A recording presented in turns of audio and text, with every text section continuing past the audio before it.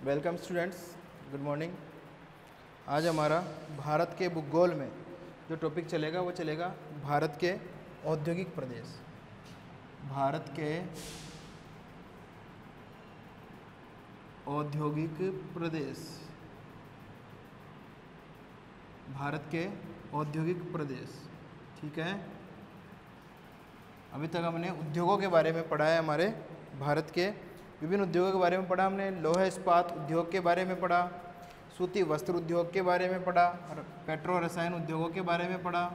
ठीक है, अब जो हमारा अगला जो हमारा टॉपिक आज है वह आपका है भारत के औद्योगिक प्रदेश। ठीक है, और भारत के औद्योगिक प्रदेशों से पहले हम ये बात करेंगे कि भारत में जो उद्योग हैं वो किस प्रकार से और कहाँ कहाँ फैले हुए हैं, उसकी हम बात कर लेते हैं। देखो, अगर उद्योगों की हमको पहचान करनी है तो उसके लिए हमारे पास में अलग अलग मापदंड होते हैं। हर देश के मापदंड अलग होते हैं, वैसे ही हमारे भारत के जो मापदंड है वो भी अलग है उद्योगों को पहचानने के, या उद्योगों के समूह को पहचानने के, या उद्योगों का समूह होता क्या है उसके बारे में जानने का जो है वो आज हम प्रयास करेंगे। ठीक है, सबसे पहले हम ये देखते हैं कि जो उद्योग होते हैं वो भारत में किस प्रकार से देखने को मिलते हैं।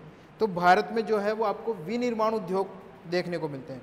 कौन से उद्योग देखने को मिलते हैं? विनिर्माण उद्योग हमारे भारत में हमको अधिक देखने को मिलते हैं। इसीलिए कहा जाता है कि भारत में विनिर्माण, भारत में क्या विश्व के लगभग सभी देशों की बात कर रहे हैं तो, लेकिन हम विशेष रूप से हमारे भारत की बात कर रहे हैं। तो भारत में विनिर्माण उद्योगों का विकास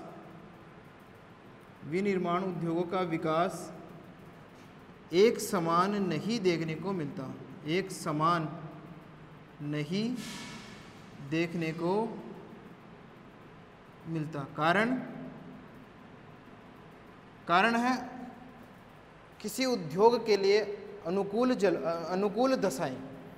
अगर वो अनुकूल दशाएं किसी क्षेत्र विशेष में है तो वहाँ हम आसानी से उद्योगों की स्थापना कर सकते हैं। जैसे कि हमारे भारत में जैसे कि छोटा नागपुर प्रदेश या छोटा नागपुर पठारी क्षेत्र, जहाँ भारत के सर्वाधिक खनिज देखने को मिलते हैं, जिसे भारत का खनिजों का अजायब घर कहा जाता है। क्या कहा जाता है? खनिजों का अजायब घर उसे कहा जाता है। इसीलिए भारत के जितने भी हैवी या भारी जो संयंत्र हैं, जैसे लोहा इस्पात संयंत्र हैं, उनकी स्थापना भी उन्हीं क्षेत्रों में हमको अधिक देखने को मिलती है। जैसे कि आपका राउरकेला इस्पात संयंत्र, आपका भिलाई इस्पात संयंत्र, ठीक है, आपका क्या बोलते हैं बोकारो इस्पात संयंत्र। ये जो इस्पात संयंत्र आपके हैं वो इसीलिए इन खनिज निकालने वाले केंद्रों के पास में ही स्थापित किए गए हैं। ठीक है, तो ये तो एक बात थी कि भारत में विनिर्माण उद्योगों का विकास एक समान नहीं देखने को मिलता और उनकी जो स्थापना है वो भी एक समान देखने को नहीं मिलती। जिन क्षेत्रों में उद्योगों के अनुकूल दशाएं मिलती हैं, उद्योगों के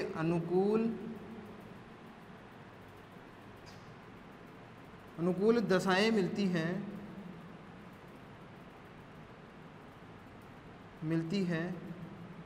वहाँ उद्योगों के समूह विकसित हो जाते हैं। वहाँ उद्योगों के समूह विकसित हो जाते हैं। उद्योगों के समूह विकसित हो जाते हैं। क्या विकसित हो जाते हैं? उद्योगों के समूह विकसित हो जाते हैं। और ये जो समूह होते हैं इन्हीं को हम औद्योगिक, इसी विशेषता को हम क्या कहते हैं? औद्योगिक समूहन। क्या कहते हैं? औद्योगिक समूहन कहते हैं हम इसे। क्या कहते हैं? औद्योगिक समूहन व्यवस्था कहा जाता है।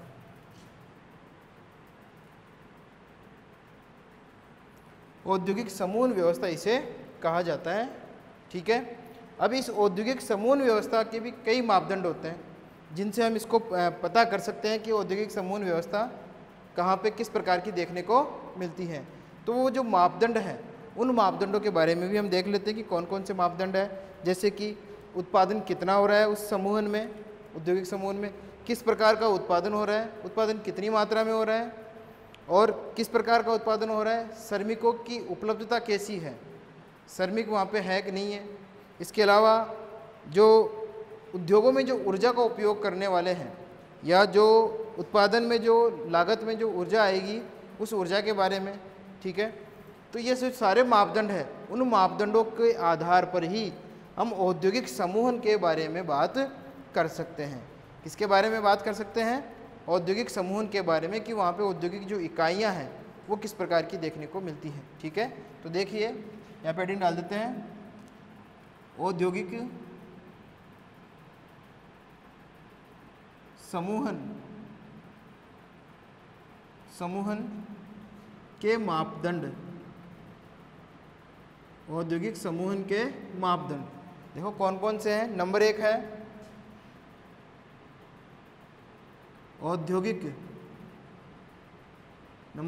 औद्योगिक इकाइयों की संख्या, छोटी बड़ी जो भी है उन इकाइयों की संख्या। नंबर 2, पहला क्या हो गया आपका? औद्योगिक इकाइयों की संख्या। नंबर 2, श्रमिकों की संख्या। किनकी संख्या? श्रमिकों की संख्या, श्रमिकों की संख्या, ठीक है।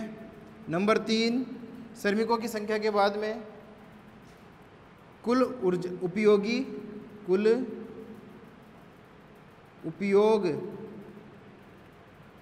में आने वाली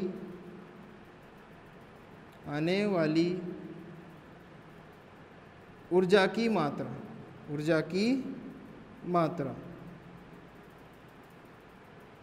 नंबर 4 ये हो गया हमारे, नंबर 3 हो गए। पहला कौन सा हो गया? औद्योगिक इकाइयों की संख्या, श्रमिकों की संख्या, कुल उपयोग में, उद्योगों में कुल उपयोग में आने वाली ऊर्जा की मात्रा, कितनी मात्रा उपयोग में आ रही है, ठीक है वो। और उसके अलावा औद्योगिक उत्पादन कितना हो रहा है, औद्योगिक उत्पादन,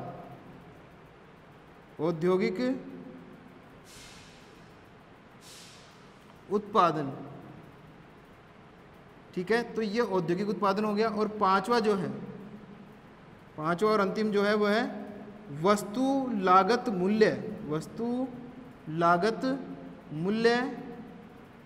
और बाजार मूल्य, बेचने वाला भी तो होगा ना ये, और बाजार मूल्य। तो ये जो सारे मापदंड है वो औद्योगिक समूह की पहचान के मापदंड है। किसके मापदंड है? औद्योगिक समूह की पहचान के मापदंड आपके, ठीक है। पहला है औद्योगिक इकाइयों की संख्या कितनी है, 10 है, 15 है, 20 है, 50 है।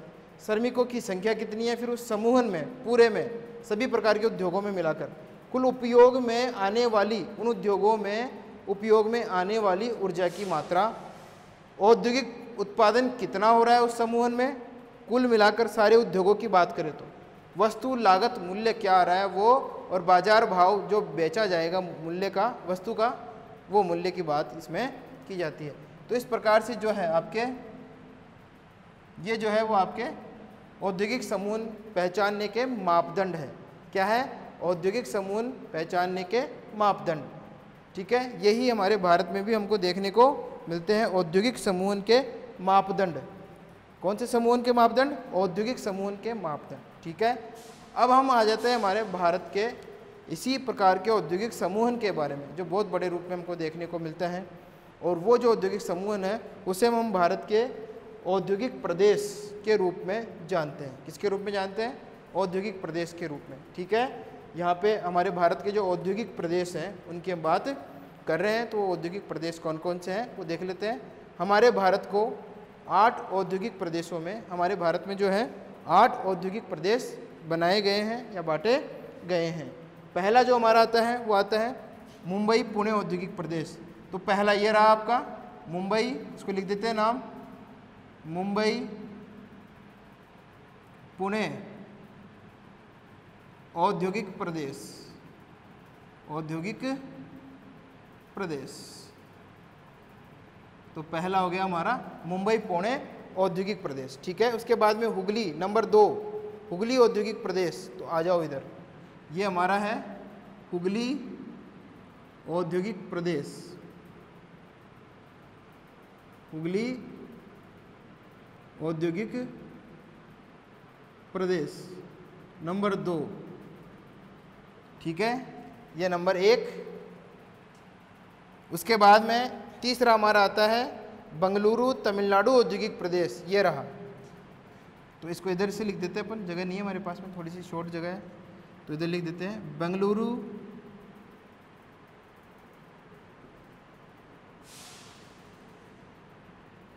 बेंगलुरु और आपका तमिलनाडु औद्योगिक प्रदेश।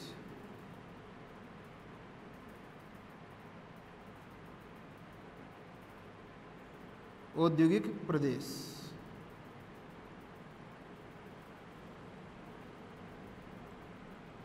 ठीक है।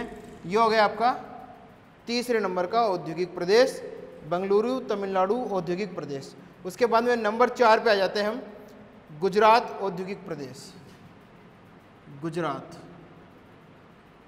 औद्योगिक प्रदेश, औद्योगिक प्रदेश, ये हो गया हमारा गुजरात नंबर 4। नंबर 4 के बाद में आ जाते हैं 5वें पे, छोटा नागपुर, छोटा नागपुर औद्योगिक प्रदेश, औद्योगिक प्रदेश, ठीक है। ये हो गया हमारा छोटा नागपुर औद्योगिक प्रदेश नंबर 5। अब नंबर 6 विशाखापट्टनम गुंटूर प्रदेश। तो ये हो गया हमारा, इसको मिटा देते हैं यहाँ पे थोड़ा सा,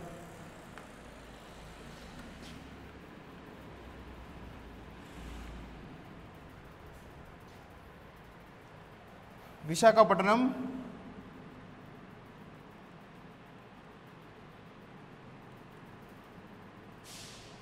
गुंटूर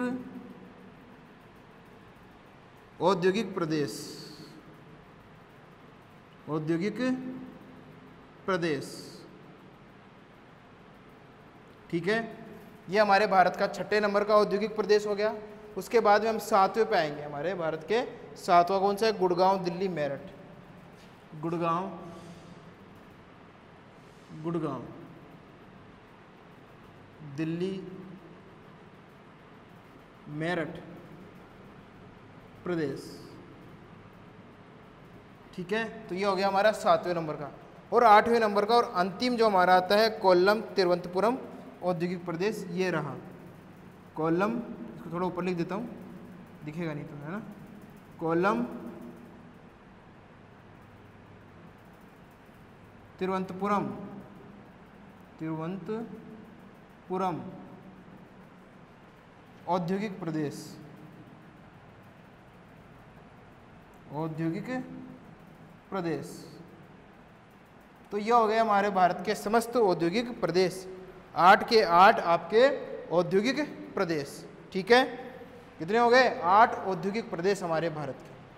पहला जो है हमारा वो है मुंबई औद्योगिक प्रदेश, दूसरा हमारा हुगली औद्योगिक प्रदेश, और तीसरा हमारा बेंगलुरु तमिलनाडु औद्योगिक प्रदेश, और तीसरे के बाद में हमारा चौथा आता है गुजरात औद्योगिक प्रदेश, और 5वां है छोटा नागपुर औद्योगिक प्रदेश, और 6ठा विशाखापट्टनम गुंटूर औद्योगिक प्रदेश, और 7वां है गुड़गांव दिल्ली मेरठ औद्योगिक प्रदेश, और 8वां और अंतिम आपका आता है कोल्लम तिरुवनंतपुरम औद्योगिक प्रदेश। ये 8 औद्योगिक प्रदेश हमारे भारत में हमको देखने को मिलते हैं, ठीक है। तो ये हो गए हमारे 8 औद्योगिक प्रदेश। अब सबसे पहले औद्योगिक प्रदेश की हम जिसकी बात करेंगे वो हमारा है भारत का सबसे महत्वपूर्ण औद्योगिक प्रदेश मुंबई पुणे औद्योगिक प्रदेश, ठीक है। तो इसकी हम बात कर लेते हैं और इसको मिटा देते हैं इधर से।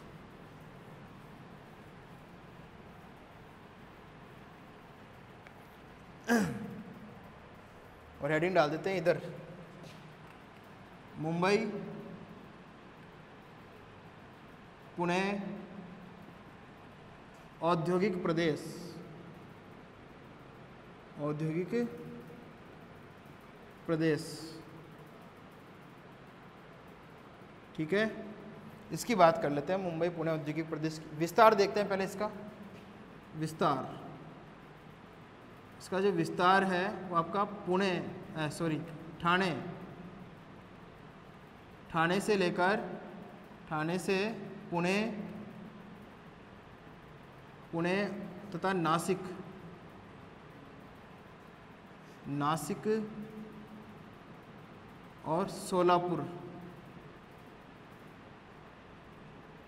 सोलापुर तक देखने को मिलता है। विस्तार है वो कहाँ से कहाँ तक है? ठाणे से लेकर पुणे तथा नासिक और सोलापुर तक जो है इसका विस्तार देखने को मिलता है। अन्य महत्वपूर्ण औद्योगिक प्रदेश इसके जो हैं मुंबई के, अन्य महत्वपूर्ण औद्योगिक केंद्र या प्रदेश, केंद्र कर देते हैं यहाँ पे आपके, अन्य महत्वपूर्ण औद्योगिक केंद्र जो आपके महाराष्ट्र मुंबई के हैं वो है सतारा, अहमदनगर, चीनी मिलें है ना यहाँ पे अहमदनगर में, पढ़ा था ना हमने, अहमदनगर, सतारा, अहमदनगर, कोलाबा, कोलाबा, सांगली, जलगांव, रत्नागिरी,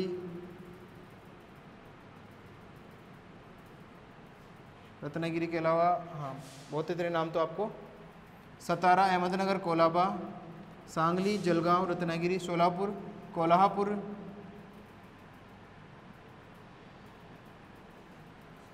अन्य महत्वपूर्ण औद्योगिक केंद्र हैं आपके मुंबई पुणे औद्योगिक प्रदेश के, ठीक है। अब हम बात कर लेते हैं कि इस औद्योगिक प्रदेश का जो विकास है वो कब से शुरू हुआ, ठीक है। तो देखिए 1774 में, 1774 में ब्रिटिश,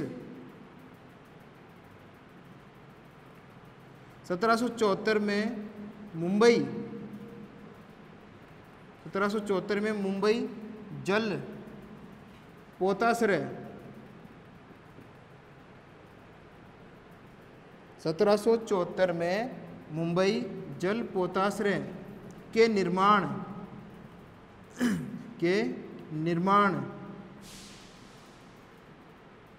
के साथ ही मुंबई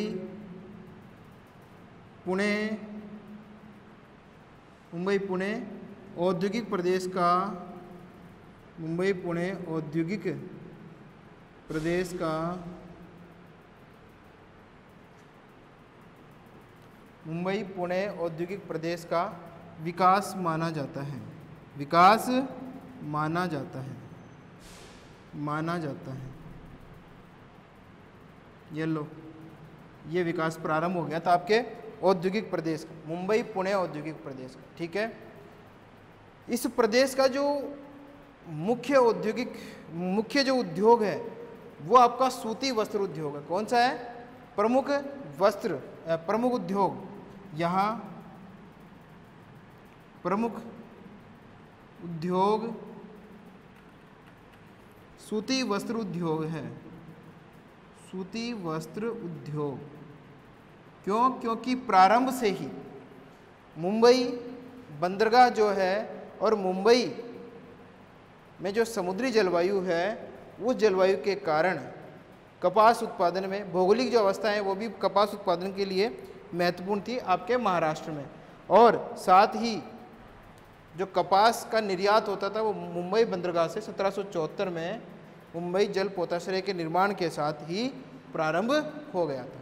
तो ब्रिटिश जो सरकार थी वो अपने देश इंग्लैंड के लिए, अपने देश ब्रिटेन के लिए जो है वो कपास का निर्यात इसी बंदरगाह के माध्यम से करती थी। इसलिए भारत का सारा जो कपास था, भारत के विभिन्न राज्यों में जो उत्पादित होता था वो कपास यहीं पे इकट्ठा होता था और फिर यहीं पर जो है अब मैंने आपको बताया भी था सूती वस्त्र उद्योग में कि भारत की दूसरी सबसे महत्वपूर्ण आधुनिक मील की स्थापना मुंबई में इसीलिए की गई थी, और उसी मील के साथ में यहाँ पे सूती वस्त्र उद्योग का जो विकास है वो भी मुंबई में हमको देखने को मिलता है, जो कवासी डाबर ने 1853 में स्थापित की थी ना, वही मील की हम बात कर रहे हैं।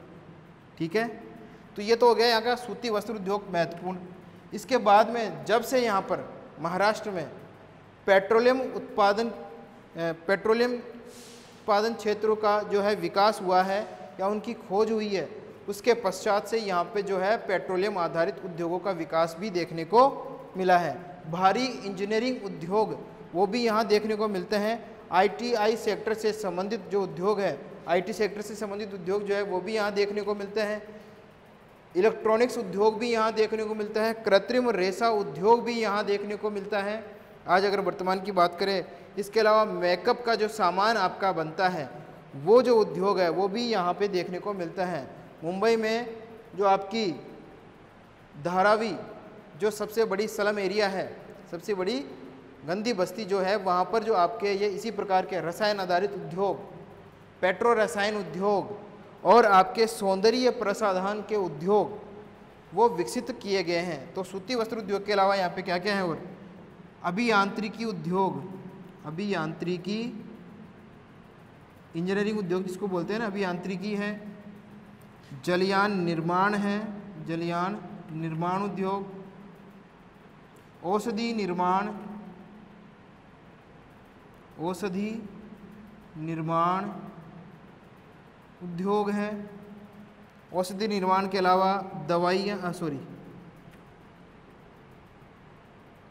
खाद्य प्रसंस्करण, खाद्य प्रसंस्करण उद्योग यहाँ पे हैं। डिब्बाबंद सेवा मुंबई की तो सबसे प्रसिद्ध है। डिब्बाबंद जो है आपकी डिब्बे वाला जो सर्विस है वो आपकी सबसे प्रसिद्ध से उद्योग है यहाँ का, मुंबई का। ठीक है, तो मुंबई में सूती वस्त्र उद्योग, अभियांत्रिकी उद्योग, जलयान निर्माण उद्योग, औषधि निर्माण उद्योग, पेट्रो रसायन उद्योग, रसायन आधारित उद्योग जिसमें रसायन उर्वरक उद्योग भी शामिल किया जाता है। तो ये जो सारे उद्योग हैं वो आपके मुंबई पुणे औद्योगिक प्रदेश में स्थापित किए गए हैं।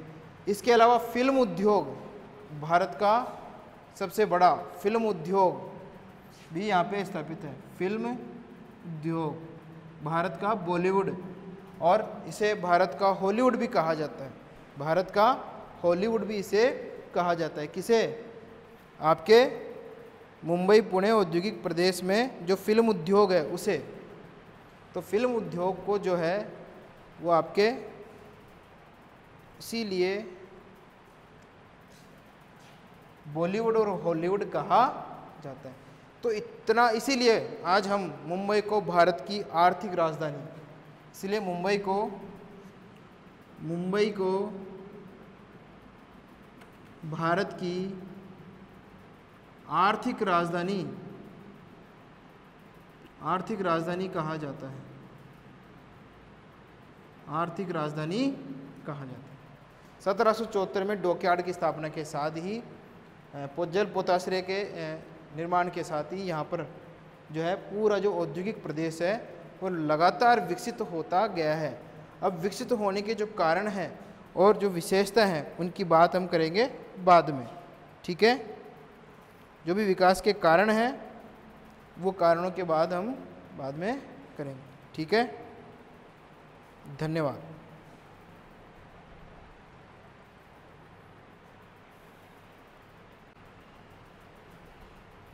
तो मुंबई पुणे औद्योगिक प्रदेश के विकसित होने के कारण हम देख लेते हैं। मुंबई पुणे औद्योगिक प्रदेश के विकास के कारण, औद्योगिक प्रदेश के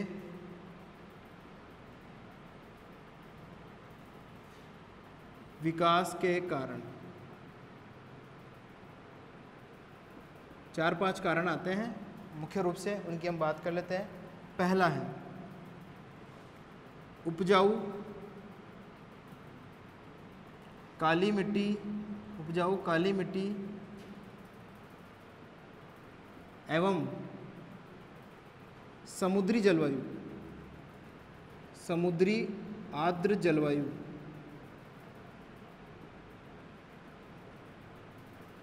समुद्री आर्द्र जलवायु के कारण क्या है, यहाँ पे सूती वस्त्र उद्योग या वस्त्र उद्योग जो है की स्थापना हमको देखने को मिलती है।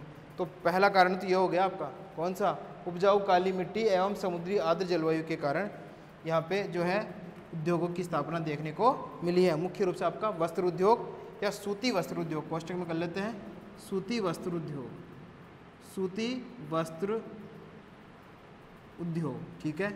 नंबर 2, दूसरा कारण है कि मुंबई जो है वो, मुंबई में लिख लेते हैं, मुंबई में कई राष्ट्रीय एवं अंतर्राष्ट्रीय, कई राष्ट्रीय एवं अंतर्राष्ट्रीय संस्थाएं एवं बैंक कार्य करते हैं, बैंक कार्य करते हैं। तो एक दूसरा कारण क्या हो गया कि मुंबई में कई राष्ट्रीय एवं अंतर्राष्ट्रीय संस्थाएं कार्य कर रही जो उद्योगों के विकास को बढ़ावा देती है। प्लस यहाँ पे जो बैंक है, राष्ट्रीय बैंक और अंतर्राष्ट्रीय बैंक, कई प्रकार के जो बैंक है वो कार्य करते हैं, बैंक कार्य करते हैं, जिनमें राष्ट्रीय बैंक भी है और अंतर्राष्ट्रीय बैंक भी है। जिनमें राष्ट्र लिख देता हूँ, राष्ट्रीय एवं अंतर्राष्ट्रीय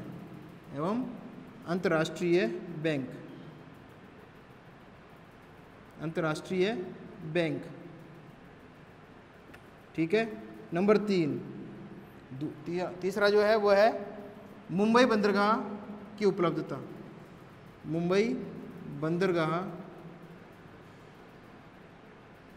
बंदरगाह की उपलब्धता, यह भी इम्पोर्टेंट आपका फैक्टर है, ठीक है। चौथा कारण क्या हो गया कि मुंबई बंदरगाह की निकटता का लाभ इसको औद्योगिक प्रदेश को प्राप्त हो जाता है आयात निर्यात के लिए। नंबर 4 है स्वेज नहर मार्ग से जुड़ाव, स्वेज नहर मार्ग से जुड़ाव से यूरोपीय एवं अफ्रीकन देशों से संबंध स्थापित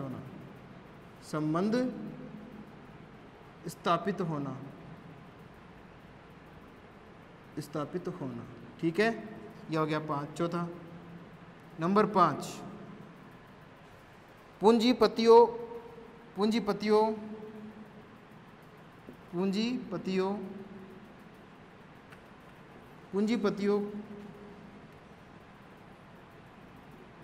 का रहन सहन मुंबई में है। कहाँ है? मुंबई में। तो उद्योगों को धन की प्राप्ति हो जाती है।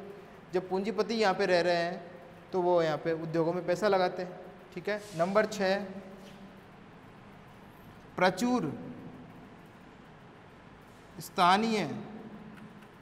प्रचुर स्थानीय श्रमिकों की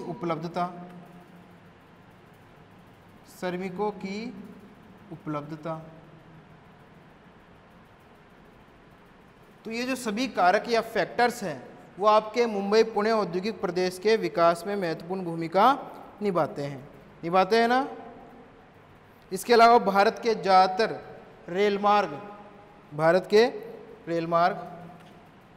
रेलमार्गों का विकास, रेलमार्ग, वायुमार्ग और जलमार्ग का प्रमुख केंद्र आपका मुंबई है, प्रमुख केंद्र मुंबई है। और भारत में सबसे पहले ट्रेन भी यहीं चली थी, मुंबई से ठाणे के बीच में, 34 किलोमीटर लंबी। कितनी किलोमीटर लंबी? 34 किलोमीटर लंबी चली थी, ठीक है। तो ये जो सभी कारण हैं वो मिलाकर मुंबई पुणे औद्योगिक प्रदेश की जो स्थापना है उसमें अपनी महत्वपूर्ण भूमिका निभाते हैं। क्या निभाते हैं? महत्वपूर्ण भूमिका। देखो दोबारा से एक बार रिपीट कर देता हूँ। मुंबई पुणे औद्योगिक प्रदेश के विकास के लिए जो कारण है जिम्मेदार, उपजाऊ काली मिट्टी एवं समुद्री आर्द्र जलवायु के कारण जो है कपास का उत्पादन प्रचुर मात्रा में होता है, इसीलिए सूती वस्त्र उद्योग का विकास हुआ है। और इसके अलावा अगर हम एक और इसमें ऐड करें 8वां पॉइंट, पेट्रोलियम, पेट्रोलियम की उपलब्धता, पेट्रोलियम की उपलब्धता, किसकी उपलब्धता? पेट्रोलियम की उपलब्धता भी अभी यहाँ पे हो गई है। मुंबई हाई बेसिन जो आपका पेट्रोलियम उत्पादक क्षेत्र है, तो उससे यहाँ पे रसायन आधारित उद्योगों को बढ़ावा मिला है। मुंबई का कई राष्ट्रीय एवं अंतर्राष्ट्रीय संस्थाएं यहाँ पे स्थापित है, उनसे संबंध है। इसके अलावा कई राष्ट्रीय और अंतर्राष्ट्रीय बैंक जो है वो यहाँ देखने को मिलते हैं। मुंबई बंदरगाह की उपलब्धता से उद्योगों को बहुत ही लाभ प्राप्त हुआ है। वस्तुओं का जो है आयात और निर्यात आसानी से होता है। स्वेज नहर मार्ग से जुड़ाव के कारण, स्वेज नहर मार्ग से जुड़ाव के कारण विश्व के दूसरे महाद्वीपों से भी इसकी संबंधता बढ़ी है। पूंजीपतियों का जो रहन सहन है वो यहाँ देखने को मिलता है, इसीलिए जो है धन वगैरह की प्राप्ति हो जाती है उद्योगों को आसानी से। प्रचुर स्थानीय श्रमिकों की उपलब्धता प्राप्त होती है। महाराष्ट्र के आसपास के जो गांव हैं वहाँ से लोग पलायन करके या प्रवास करके मुंबई पुणे औद्योगिक प्रदेश में काम करने के लिए आ जाते हैं।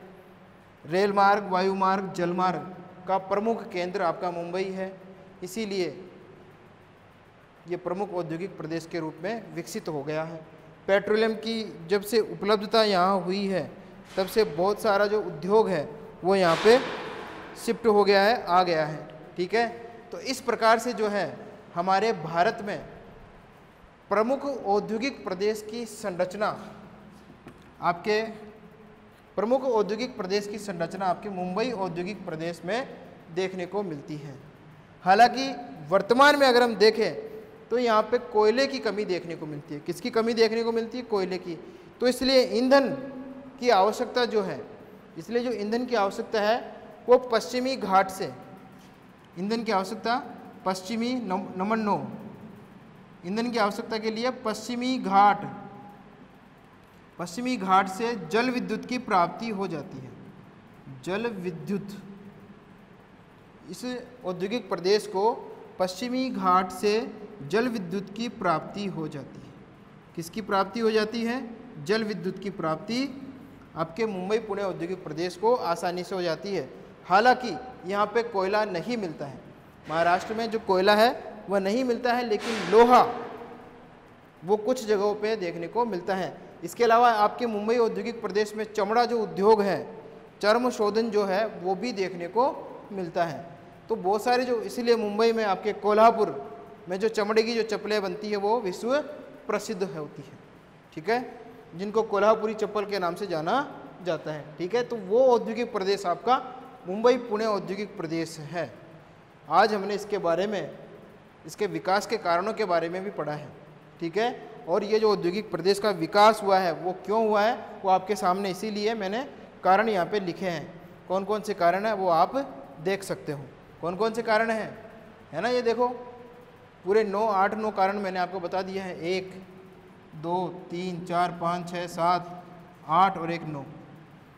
पश्चिमी घाट से जल विद्युत की प्राप्ति इसको हो जाती है, इसलिए उद्योगों में है जल विद्युत आसानी से प्राप्त हो जाती है। पेट्रोलियम की उपलब्धता भी हुई है। कुछ उद्योगों में पेट्रोलियम ईंधन के रूप में काम में आता है और कच्चे माल के रूप में भी काम में आता है। इसके अलावा ये जो सारा फैक्टर्स आपका है वो आपके मुंबई पुणे औद्योगिक प्रदेश के विकास के लिए महत्वपूर्ण माना गया है। क्या माना गया है? महत्वपूर्ण माना गया है आपका औद्योगिक प्रदेश। ठीक है, मुंबई पुणे औद्योगिक प्रदेश के बाद में जो हमारा आएगा नंबर 2, कौन सा है? हुगली औद्योगिक प्रदेश। इसकी हम बात करेंगे कल। ठीक है, तो देखिए आप लोग घर पे पढ़ रहे हो, इनको ध्यान से पढ़ते भी रहा करो भाई, जिससे कि आपको थोड़ा सा सरलता रहे पढ़ने में। ठीक है, धन्यवाद। कल मिलते हैं आपसे इसी समय।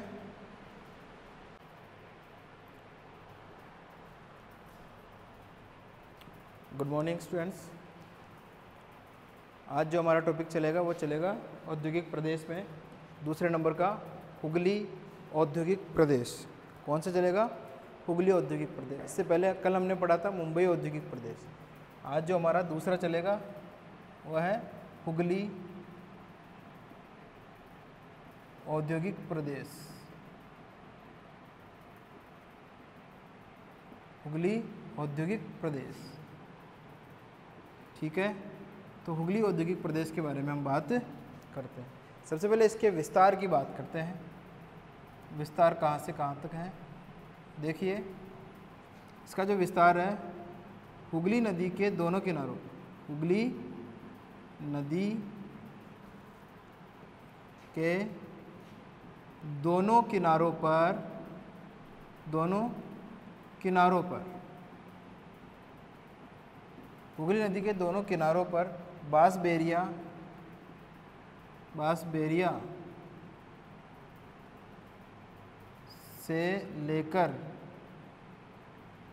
से लेकर दक्षिणी भाग में आपके बांसबेरिया से लेकर दक्षिणी भाग में जो हुगली नदी के बिड़ला नगर, दक्षिणी भाग में बिड़ला नगर तक 100 किलोमीटर, कितने किलोमीटर? 100 किलोमीटर तक के एरिया में या क्षेत्र में इसका विस्तार जो है वो देखने को मिलता है। हुगली औद्योगिक प्रदेश का विस्तार कहाँ से कहाँ तक? हुगली नदी के दोनों किनारों पर बांसबेरिया से लेकर दक्षिणी भाग में बिड़ला नगर तक इसका विस्तार देखने को मिलता है। क्योंकि जो हमारा हुगली औद्योगिक प्रदेश है इसका मुख्य केंद्र है कोलकाता। हुगली औद्योगिक प्रदेश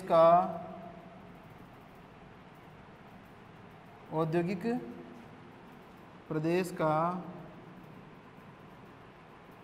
मुख्य केंद्र कौन सा है?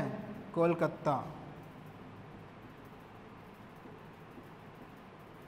इसीलिए इस औद्योगिक प्रदेश को कोलकाता औद्योगिक प्रदेश भी कहा जाता है। इसलिए इसे कोलकाता औद्योगिक प्रदेश भी कहा जाता है। औद्योगिक प्रदेश भी कहा जाता है, ठीक है। तो ये कोलकाता औद्योगिक प्रदेश भी इसको हम कहते हैं, क्यों? क्योंकि इसका मुख्य केंद्र कोलकाता है इस हुगली औद्योगिक प्रदेश का, इसलिए इसे हम क्या कहते हैं? कोलकाता औद्योगिक प्रदेश के नाम से भी जानते हैं, ठीक है। कोलकाता औद्योगिक प्रदेश के नाम से इसको जानते हैं, ठीक है। अब देखिए, जो कोलकाता या हुगली औद्योगिक प्रदेश है उसके मुख्य औद्योगिक केंद्र कौन से हैं? इसके मुख्य औद्योगिक केंद्र देख लेते हैं। हुगली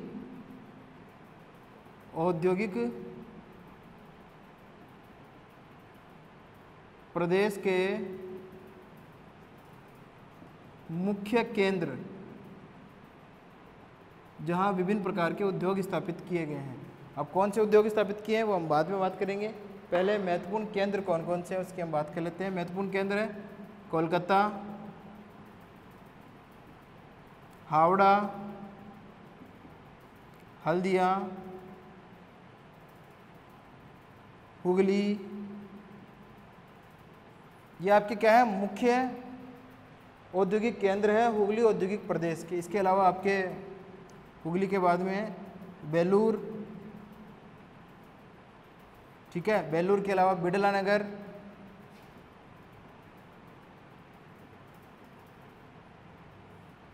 बिड़ला नगर के अलावा भी 2-3 और है। बांसबेरिया, टीटागढ़, ठीक है, काकीनाडा,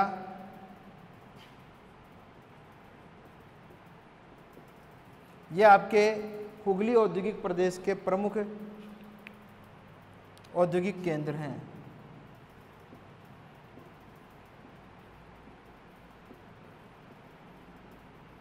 ठीक है, इनके अलावा अन्य केंद्र भी यहाँ देखने को मिलते हैं, लेकिन प्रमुख केंद्र आपके ये हैं।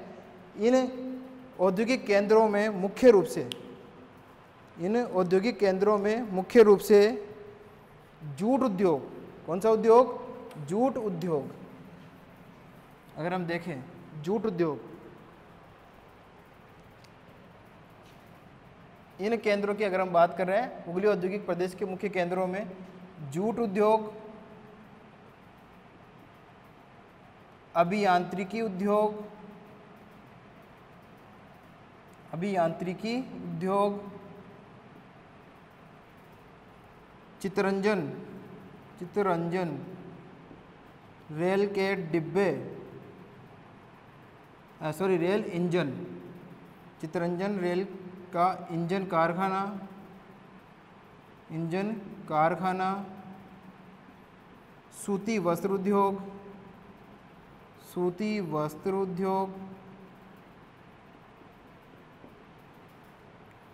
प्लास्टिक उद्योग, जलयान निर्माण उद्योग, रासायनिक उर्वरक उद्योग, रिसरा में है, यहाँ पे रिसरा मैंने लिखा नहीं है, रिसरा भी लिख देता हूँ, रिसरा, ठीक है। रासायनिक उर्वरक उद्योग, पेट्रोकेमिकल उद्योग,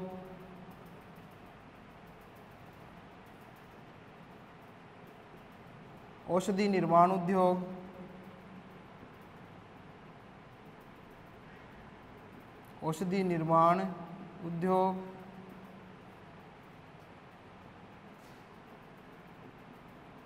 तो ये जो सभी उद्योग है वो आपके इन केंद्रों में स्थापित किए गए हैं, जिनमें मुख्य रूप से आपके हिंदुस्तान मोटर निर्माण कारखाना भी आता है। हिंदुस्तान मोटर निर्माण कारखाना, हिंदुस्तान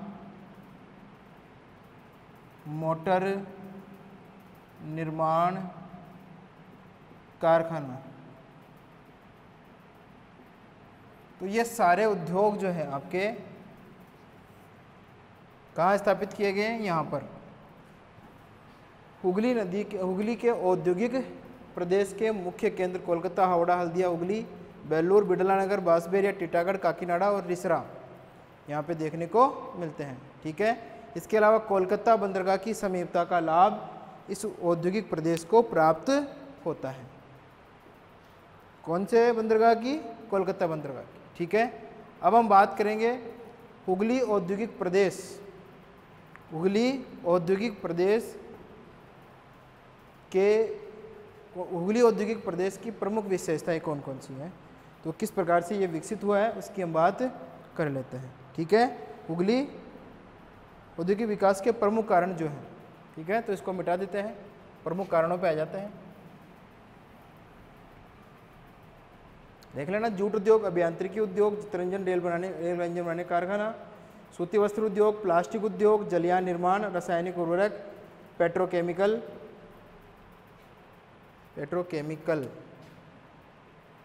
ठीक है, पेट्रोकेमिकल उद्योग, हिंदुस्तान मोटर निर्माण, औषधि निर्माण, ये सारे यहाँ पे देखने को मिलते हैं, ठीक है।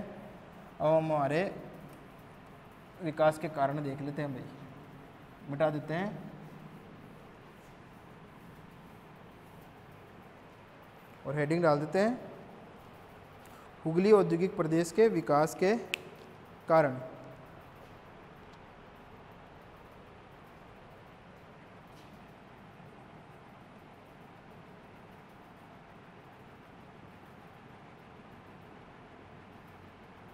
हुगली औद्योगिक प्रदेश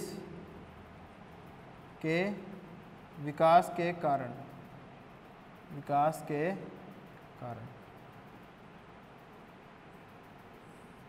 ठीक है। तो कारण कौन कौन से उसकी हम बात कर लेते हैं। सबसे पहले नंबर 1, कोलकाता बंदरगाह, कोलकाता बंदरगाह की निकटता का लाभ, पहला तो ये हो गया, ठीक है, पहला कारण। दूसरा कारण, कोलकाता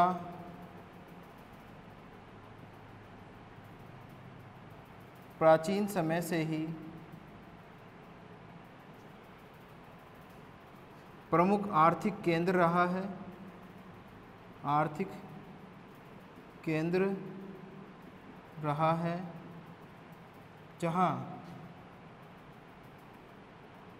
जहाँ कई राष्ट्रीय एवं अंतर्राष्ट्रीय बैंकिंग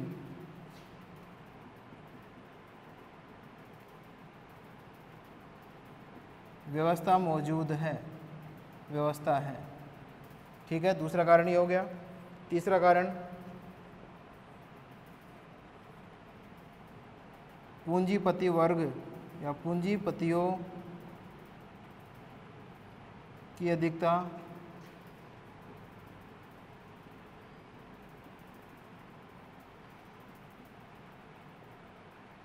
पूंजीपतियों की अधिकता का लाभ।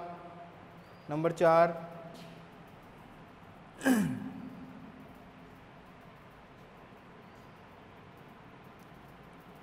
समुद्र तटीय जलवायु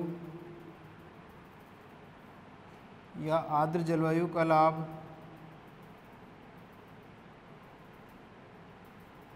जलवायु की उपस्थिति।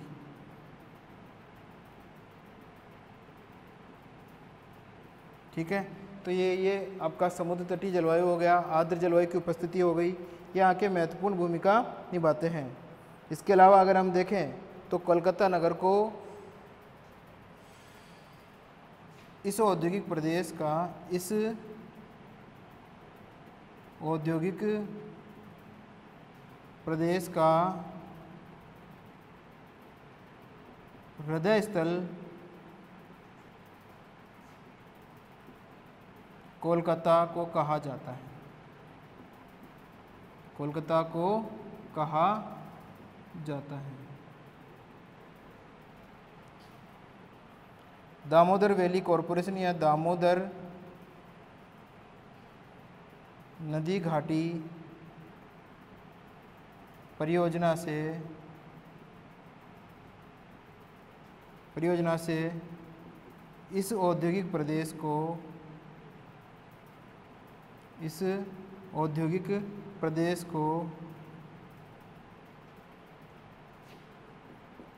विद्युत की प्राप्ति हो जाती है, विद्युत की प्राप्ति हो जाती है। स्वच्छ जल की प्राप्ति, स्वच्छ जल की प्राप्ति हुगली नदी से प्राप्त होती है, हुगली नदी से।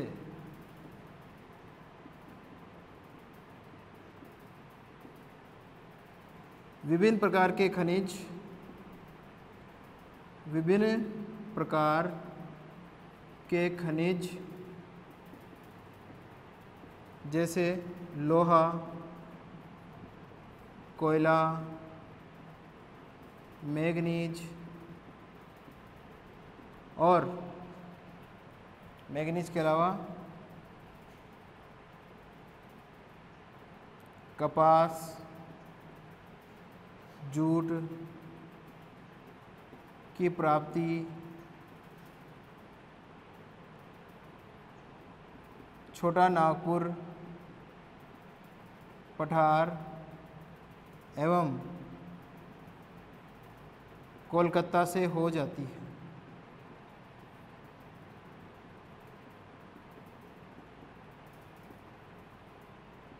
छोटा नागपुर से लोहा, कोयला, मैंगनीज इनकी प्राप्ति जाती है। कोलकाता में कपास और जूट की प्राप्ति हो जाती है आपके हावड़ा, हुगली और हल्दिया में। हल्दिया जो लिंकअप बंदरगाह है यहाँ पे स्थापित किया गया है। क्यों? क्योंकि कोलकाता में गाद की समस्या, मिट्टी जो गाद है उसकी समस्या अधिक देखने को मिल रही है अभी वर्तमान में। इसलिए लिंकअप बांध के रूप में हल्दिया बंदरगाह कोलकाता से जोड़ा गया है। ठीक है, ये हो गए हमारे विकास के कारण। कौन से उद्योग के विकास के कारण, कौन से औद्योगिक प्रदेश के विकास के कारण? हुगली औद्योगिक प्रदेश के विकास के कारण। ठीक है, तो इस प्रकार से ये हमारा हो गया हुगली औद्योगिक प्रदेश। हुगली औद्योगिक प्रदेश के बाद में जो अगला हमारा आता है वो हम बात करेंगे बेंगलुरु तमिलनाडु औद्योगिक प्रदेश की। इसके अलावा अगर हम देखें इसमें एक और अगर कारक देखें हम इसमें हमारे हुगली में, तो ये तो था कि भारत की पहली ब्रिटिश राजधानी, भारत की पहली ब्रिटिश राजधानी कोलकाता थी, कोलकाता थी। और इसीलिए कोलकाता में उस समय विभिन्न प्रकार के उद्योग वगैरह है, रेल परिवहन का विकास है, वो देखने को मिला। आज अगर हम देखें तो इस औद्योगिक प्रदेश के पास में रेलवे परिवहन, जल परिवहन, वायु परिवहन, इन सभी की सुविधा प्राप्त है। ठीक है, तो इस प्रकार से जो है वो हमारा हुगली औद्योगिक प्रदेश का विकास हमको देखने को मिला है। क्या देखने को मिला है? हुगली औद्योगिक प्रदेश का विकास, क्योंकि पहली राजधानी था आपके ब्रिटिश काल की, कौन? कोलकाता, पश्चिम बंगाल में। और इसीलिए आज भी कई मोनूमेंट्स जो हैं वो आपको ब्रिटिश काल के वहाँ देखने को मिलते हैं। कहाँ? कोलकाता में। इसीलिए अगर हम देखें तो विभिन्न प्रकार के उद्योगों का जो विकास है वो आपके कोलकाता में देखने को मिलता है या हुगली औद्योगिक प्रदेश में देखने को मिलता है।